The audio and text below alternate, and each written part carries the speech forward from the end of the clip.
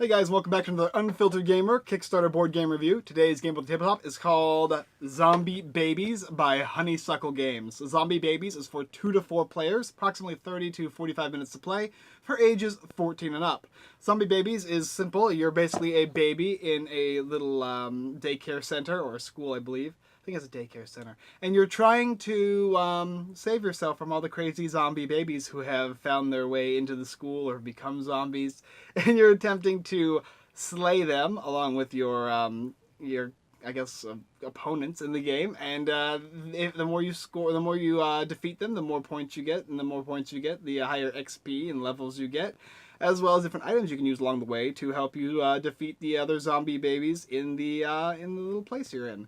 So anyway, let me go ahead and show you what the game looks like, and we'll get into it.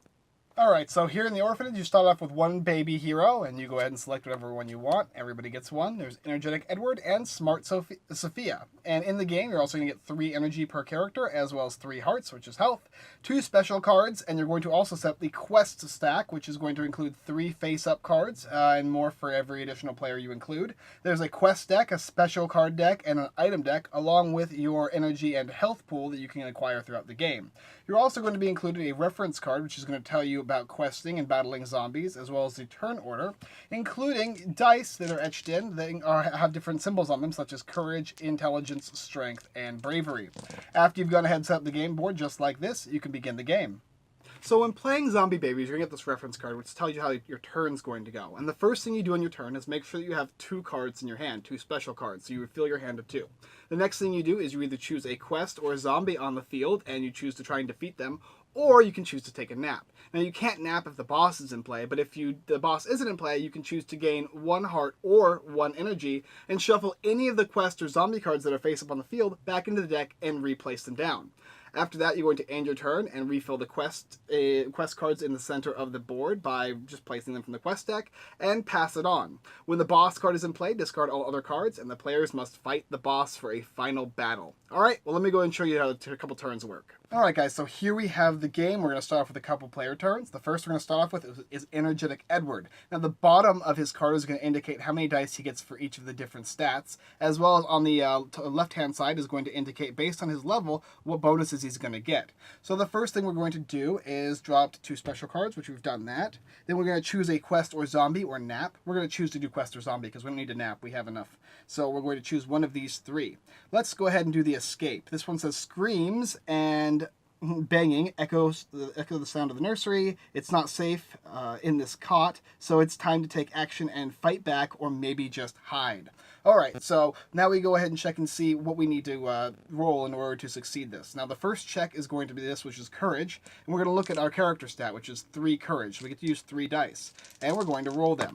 Alright, so we've got 2 light bulbs, and we got a strength, so that's not good. Now, we would fail this, and we would take whatever penalty it is if we didn't have a special card, which we do. So we have Pep Talk, and this says turn 1 used die into a bravery. So we are going to go ahead and play this card, turn a used die into a bravery, and we'll complete that check. The next thing we're going to do is go ahead and do the lights. So light says we get 2, so we are going to take 2, and we're going to roll. And we need to get 2 light bulbs. That's going to be pretty difficult.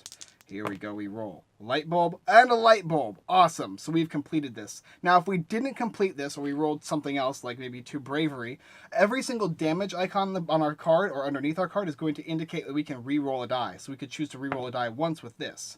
Also, he had another special card here, which indicated that he hit something hard plus 1 damage, which means an extra re-roll this turn. So we could have re-rolled twice if we needed to. But because we rolled 2 bravery, we simply collect the card and place it under our character, just like so. Now that's going to indicate an additional roll of whenever we have to do intellect, we get an extra one, so we get to roll 3 for any light bulb challenges. We also get EXP, which is indicated over here, which will go up based on this chart here. So 3 of them will give us an extra 2 energy, 5 of them will give us 2 health, and so on and so forth. Also, we're going to get this, which is going to indicate we get to draw an item card. So we'll take that card and we can put it underneath here, which gives us an extra strength as well as an extra reroll on our turn.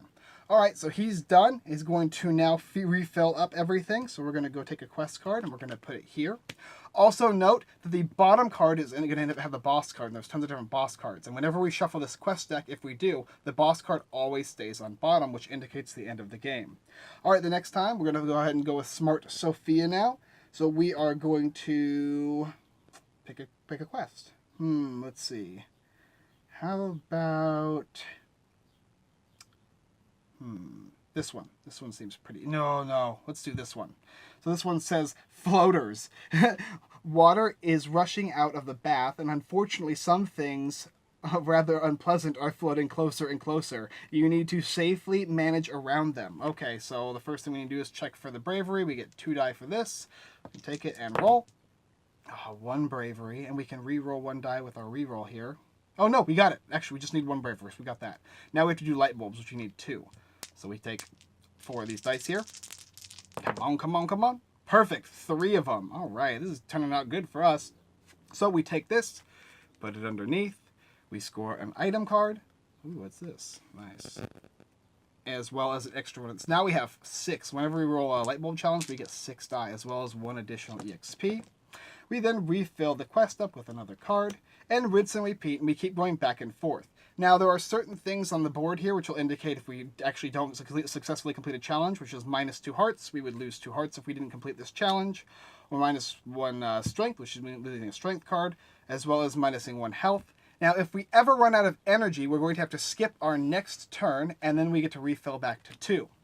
Also, if we ever lose all of our hearts, we're going to lose the bottom card, which is attached to us, and then we get to fill back up to 2 hearts as well. We're always going to refill our hand back, so after this player's turn, refilling the board, we're going to take this extra special card, so we're always going to have 2. And they can be used pretty much any time throughout the game, and they give us bonuses. Hit something hard, an extra reroll, and this turn 1 used die into a strength. So we have a bunch of different ways to successfully complete tasks. And that's what we're going to do. We're going to go throughout the game until we get to the boss card, and then we're going to fight the boss, and that is a Hungry Lewis. And it shows you what happens if you fail, as well as succeed, and then you're going to tally up points. And that is how you play the game. On a further note, there's also items in the game that are specifically for different quests. They're called quest items, and you set them aside, and they get captured, or you get to control them once you defeat a certain quest.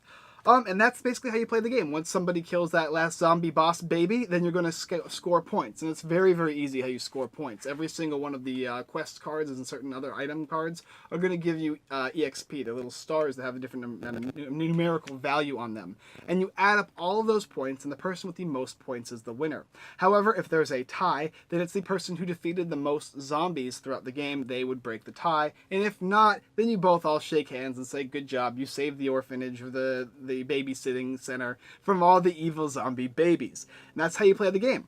Alright, well, let me tell you what I think about it. Alright, so Zombie Babies by Honeysuckle Games. So what do I think about this one? Well, first of all, I really, really like the dice. I love etched dice, and these feel great in my hands. I also really, really like the art. Now, it's weird because I think it's going to be a hit or miss for certain people, because it's almost like kiddie or cartoony, and it reminds me kind of like the Garbage Pail Kids. And there's a lot of like, it's not really like dirty, but like, you know, little poos are floating around in the bathtub and stuff, and you see that and you're, it's kind of like sick humor, but it's also fun and enjoyable, and I really like that aspect of the game. Is it Picasso, or maybe not Picasso, that's a bad idea. Is it like Da Vinci or whatever? No, it's not that kind of art, but it's still fun nevertheless. The gameplay works fairly simply. You're just going back and forth, either resting to gain your energy as well as your hearts, or you're going and fighting quests and stuff, and you're either going to beat those quests or fail those quests. And as you go throughout the game, it's going to be hopefully simpler, because you're going to be gaining more and more and more stats. But when you start the game off, it's pretty difficult to actually get those stats and get lucky. I got pretty lucky actually in the example, is usually we were failing pretty much left and right. So fun nevertheless. It's just a cool little RPG-ish it's a kids kind of game, you know, 14. I think actually you can play even younger than 14. Probably like 10 and up would work. And I don't think that there'd be any issue with kids playing that were a little bit younger. And that being said, it has that Yahtzee mechanism, so there's a lot of chance involved in what kind of die you roll, but you have these special cards which will help you change the die results, as well as give you rerolls and all that kind of stuff, which is very, very useful and very beneficial. as well as the game has you're placing cards underneath the character, which is a little bit clunky almost in a way. It has that you're placing cards underneath the character, and as you're going, okay, which card do I have to remove? Okay, and keeping track of all the different scores. It's not too bad, but it does have that issue with it.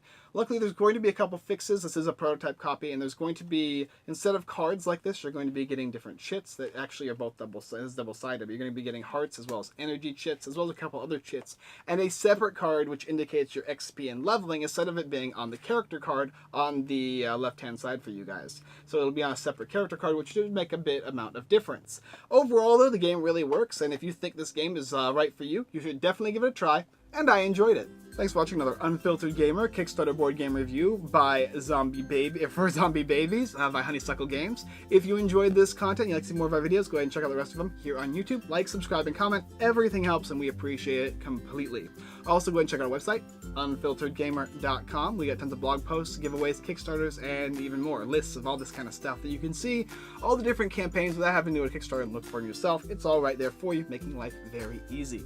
You can also go ahead and check out our partner sites, which is everythingboardgames.com, The Giveaway Geek, and Devatos Gaming. They help us out very much, and we definitely appreciate it, so we're just showing them off so you can get all these great giveaways and other blog posts for other games, so go ahead and check them out. They have even more content than us. Alright guys, well, thanks for watching, and once again, we look forward to seeing you next time.